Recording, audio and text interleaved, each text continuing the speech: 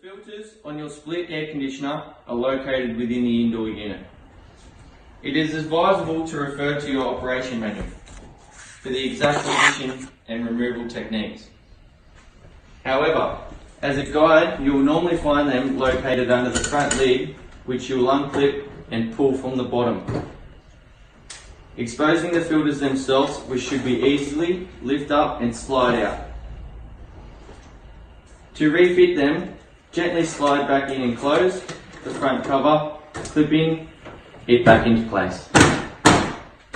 We recommend checking your filters regularly. To clean your filters, it is as easy as hosing them out.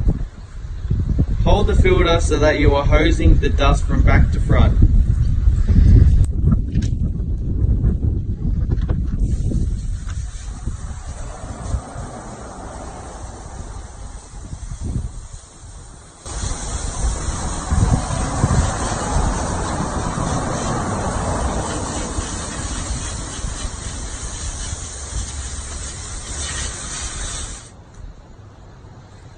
Once clean, leave to dry and refit them.